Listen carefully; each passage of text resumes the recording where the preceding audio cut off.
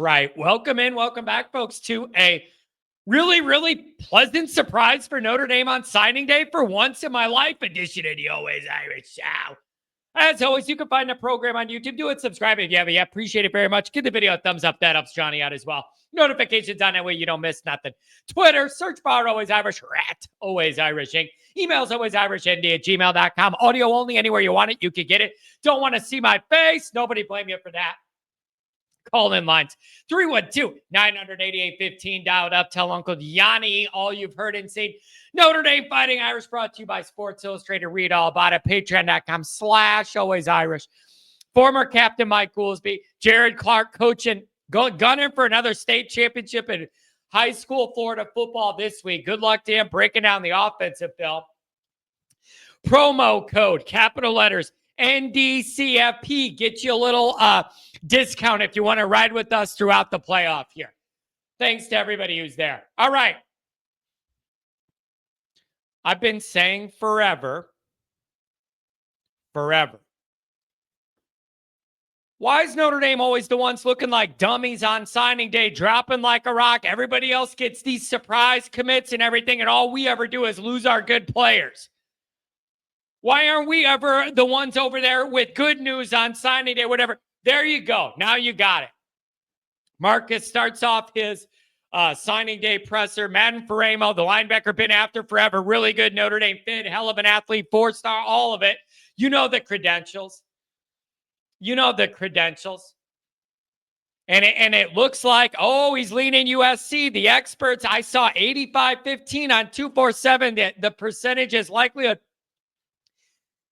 Even as of this morning, people were saying, it's still USC, whatever. I don't know what happened, but I'm glad it did. There's a lot going on in Notre Dame land, man. This was a really, really good job to finish this out and land this guy. Great Notre Dame fit, great athlete. I mean, it'll give you a bolt of energy there. So really, really good job to win this one and sticking with it. Really, really, really good job. So that is really surprising good news for Notre Dame fans. And it's just nice, man. I'm sick of saying we're always the ones standing there empty-handed at the end of the day. This is great. Way to change it up. Now, because I'm me, I got to bring some things up.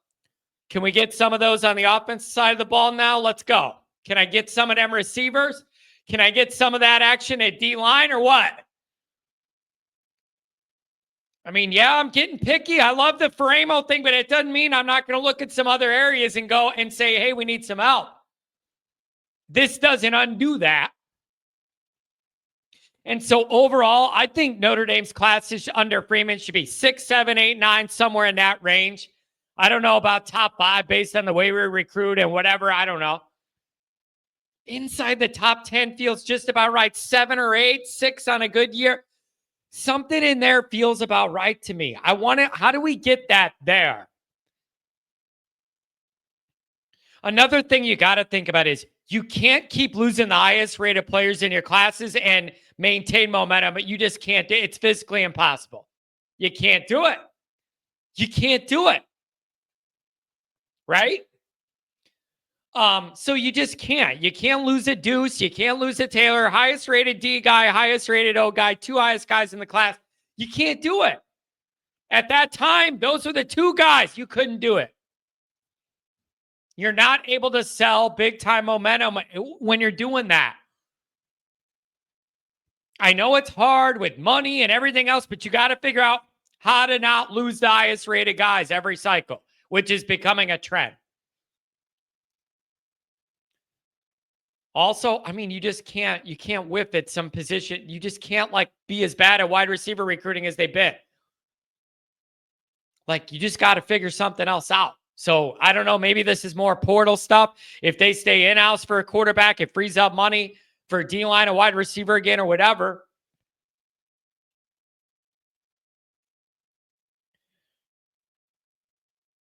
And I know what a lot of people are going to say. This came up the other day, or in the morning, rather, on the morning show. John, you say all the time Notre Dame staff evaluates well. Why should we care about star rankings or where we, fall? when you say they're good evaluators and we all agree, and that's like, they're finding 3-star guys to play like 5-star guys, whatever. So why do I need to worry about where they're ranked or whatever? Here's what I want. I want you to have a bunch of these 4- and 5-star guys that the consensus is that they're just really, really good. And then with the guys that are like you're rolling the dice on there, that's at the bottom of the class, at bottom third or whatever. That's where I need you to be really good evaluators. You need to get you a whole bunch you don't have to evaluate because everybody wants them, because everybody thinks they're really, really good. It's not one or the other, mutually exclusive. I need you to get a bunch of these good guys everybody believes is good. And then with whatever other guys there are, that's where you got to be good at evaluating. So I want to figure us out a way. How does Notre Dame maneuver into that top 10? What's the next step? And not like, I mean, like consistently 6, 7, 8, 9 range, somewhere 10, right in there. Like, I'm led to believe the NIL isn't an issue that's like preventing us from landing good guys. Every time I hear news about it, that's what I hear. You could believe it or not. I'm hearing that's not a huge problem for Notre Dame. Believe it or not, I don't know. Whatever you want to do. Is it like if you win 2 playoff games, a few more guys are interested and take you seriously? Or like, what's it going to take? Do you just need better recruiters for certain positions? Have you just not found the right recruiter, a wide receiver? Or is the key to all this is you got to develop a quarterback first that wide receiver C could get him the ball, and then that happens? Like, I don't know. So what needs to happen to get this operation from now on in the top 10? Do you get a boost just off this playoff performance, regardless of how it goes? You got to win a couple games. Does it not matter? Like, is this just is what it is? So that's a question I have for the group. It's not sarcasm or rhetorical. I don't have the answer. What does Notre Dame have to do to bump to be in like in the top 10 every year? 6, 7, 8, 9 spot, somewhere in there. 6 to 10. What things need to happen? So that's where I'm kind of at on this. I'll be interested to see the people that do film breakdown and recruit breakdown and all this, see exactly what they all think of this class. But those are some general thoughts. But hey, getting this Madden out of USC is a beautiful, beautiful thing. And it's really good that you went there and won this, and it came down to us and them right at the end, and you had the exciting finish and everything. So I absolutely love it, man. And everybody was picking him not to go, everybody was telling me USC. So what do I know? I'll take it.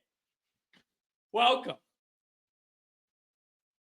So I don't know. I don't know who had this one or knew about this or what Marcus did, but this is a beautiful way to end the day. Beautiful. So let me know what you guys think. Good win by Marcus today.